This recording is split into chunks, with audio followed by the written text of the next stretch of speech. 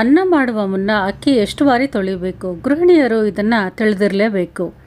ಅನೇಕ ಮಂದಿ ಅಡುಗೆ ಮಾಡೋದಕ್ಕೂ ಮುನ್ನ ಅಕ್ಕಿಯನ್ನು ಹೆಚ್ಚು ಬಾರಿ ತೊಳಿತಾರೆ. ಆದರೆ ಈ ರೀತಿ ತೊಳೆಯೋದ್ರಿಂದ ಆರೋಗ್ಯಕ್ಕೆ ಯಾವುದೇ ರೀತಿಯ ಪ್ರಯೋಜನಗಳು ಸಿಗೋದಿಲ್ಲ. ಇದನ್ನು ಆರೋಗ್ಯ ತಜ್ಞರೇ ತಿಳಿಸಿರ್ತಾರೆ. ಹೀಗಾಗಿ ಅನ್ನ ಮಾಡುವುದಕ್ಕೂ ಮುನ್ನ ಈ ಕೆಳಗೆ ತಿಳಿಸಲಾದ ವಿಧಾನದ ಮೂಲಕ ಅಕ್ಕಿಯನ್ನು ತೊಳೆಯೋದು ಉತ್ತಮ. ಇದರಿಂದ ದೇಹಕ್ಕೆ ಬೇಕಾದ ಅಗತ್ಯ ಪೋಷಕಾಂಶಗಳು ಸಹ ಸಿಗುತ್ತವೆ. ಬಹುತೇಕ ಮನೆಗಳಲ್ಲಿ ಅಕ್ಕಿ ತೊಳೆಯುವ ಅನೇಕ ಮಂದಿ ದೊಡ್ಡ ತಪ್ಪೊಂದನ್ನು ಮಾಡ್ತಾರೆ.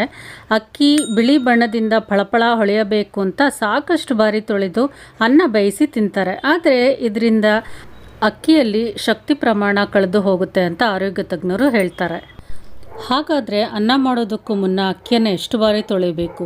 ಒಂದು ವೇಳೆ ಹೆಚ್ಚು ಬಾರಿ ಅಕ್ಕಿ ತೊಳೆಯೋದ್ರಿಂದ ಆಗುವ ಅನಾನುಕೂಲಗಳೇನು ಅದನ್ನು ಮೊದಲು ತಿಳ್ಕೋಬೇಕು.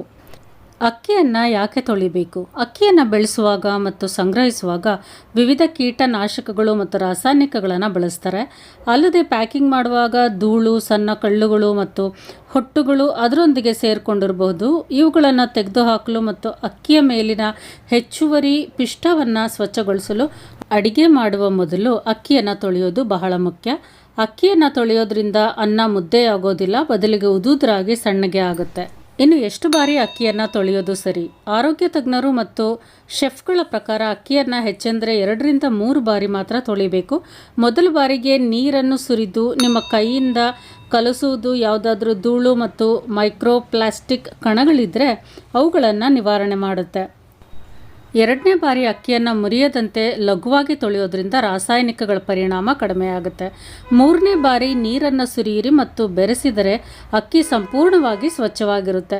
ಇದಕ್ಕಾಗಿ ನೀವು ನೀರು ಸಂಪೂರ್ಣವಾಗಿ ಬಿಳಿ ಮತ್ತು ಪಾರದರ್ಶಕ ಅಂದರೆ ಟ್ರಾನ್ಸ್ಪರೆಂಟ್ ಆಗೋವರೆಗೂ ತೊಳೆಯೋ ಅಗತ್ಯ ಇಲ್ಲ. ಪದೇ ಪದೇ ಜೋರಾಗಿ ಅಕ್ಕಿಯನ್ನು ಬೆರೆಸುತ್ತಾ ತೊಳೆಯೋದ್ರಿಂದ ಅಕ್ಕಿಯಲ್ಲಿನ ಪೋಷಕಾಂಶಗಳು ನಾಶ ಆಗುತ್ತೆ. ಅಕ್ಕಿಯ ಹೊಟ್ಟು ದೇಹಕ್ಕೆ ಅಗತ್ಯವಾದ ಪೋಷಕಾಂಶಗಳಾದ ವಿಟಮಿನ್ ಬಿ, ಕಬ್ಬಿಣ ಮತ್ತು ನಾರನ್ನು ಹೊಂದಿರುತ್ತೆ.